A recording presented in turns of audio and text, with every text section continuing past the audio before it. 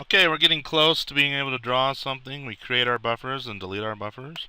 We allow the user to add geometries and then add renderables for each of those geometries. And the only thing left we need to do is to actually paint or render out each one of those renderables. Just as a review, user can come around and say, here is a geometry. It's the geometry for a spaceship. Spaceship, that's what S stands for.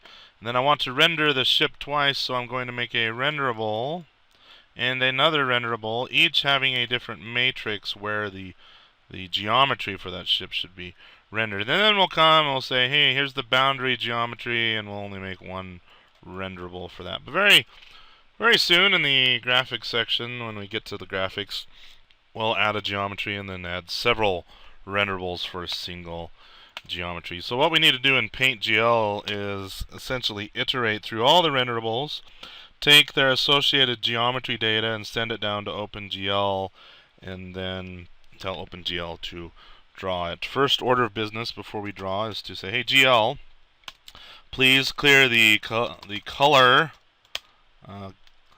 buffer. All right, now what's a buffer? A buffer is essentially a two-dimensional array of color values. There you are, RGBA, red, green, blue, alpha values, and we want to clear all of them out. Now, if your game is painting the entire scene, thus painting every pixel, every frame, then it's not necessary to clear the color bit or clear the color buffer. It's actually a waste of time. But in our case, we're not drawing every pixel. We're merely drawing a couple ships in a background. So clear it out. We'll come and adjust this as we get a little further. And actually, in the initialize GL, I want to set the color. GL clear color. I think the default is black, but I want to set it to black explicitly. When we say clear the color buffer bit, then clear it. The red is 0, the green is 0, the blue is 0, thus no color, thus the absence of color is black. These values can go from 0 to 1. If I want half of red, I would do 0.5 and that sort of thing. This is an alpha value, which is how much you can see through the color. And alphas are handled very special. We'll deal with alphas later. For now, I just clear it all black and don't let me see through the black. We'll leave it at that. I think we're good there.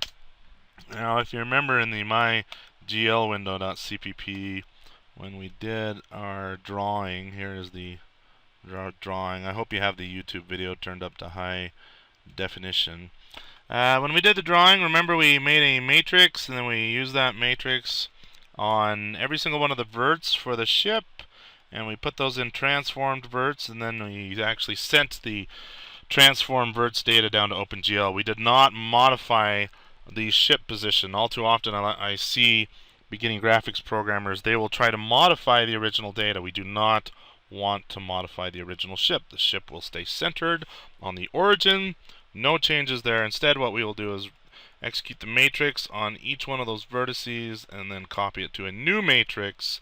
Every single frame will do that for every single vertice and send that down to OpenGL. Later, when we do some more advanced graphics, we're going to have the graphics card do that for us with its zillions of little floating point processors that sit on a graphics card. But one step at a time. I want to do the same thing here in our renderer. We need this transformed verts array, and if I hit F12 on this, it takes me to the definition for transform verts.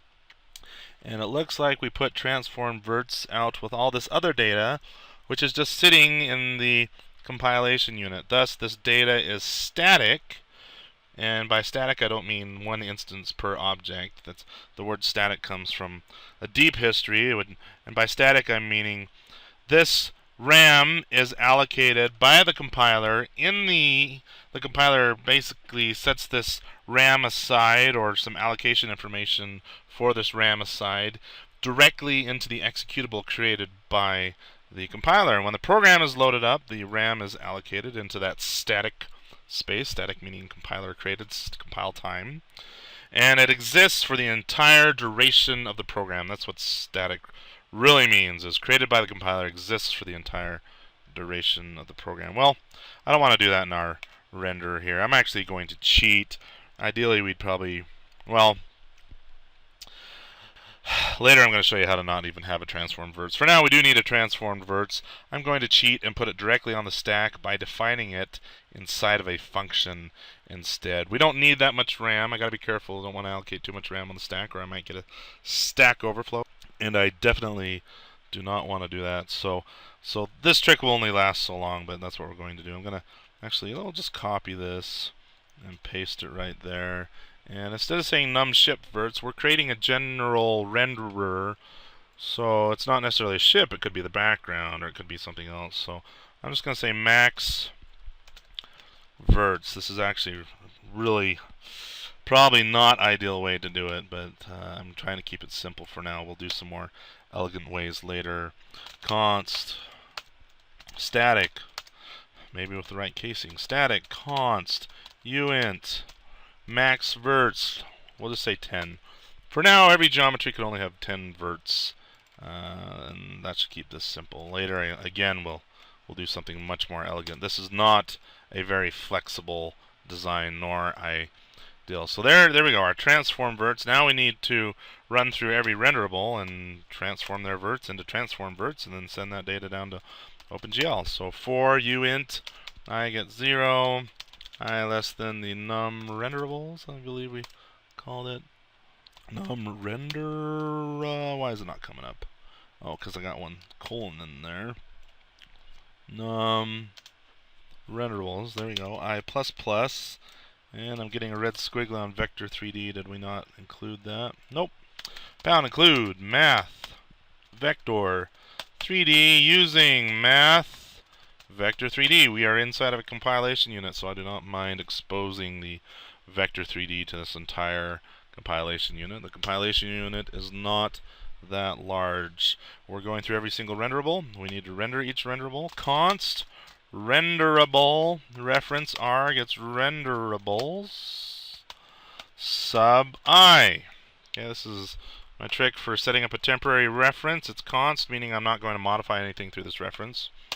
But I don't want to say renderable sub I, renderable sub I, renderable sub I. I don't want to say that all over in my code, so I just want to say R. Let's get into that array once.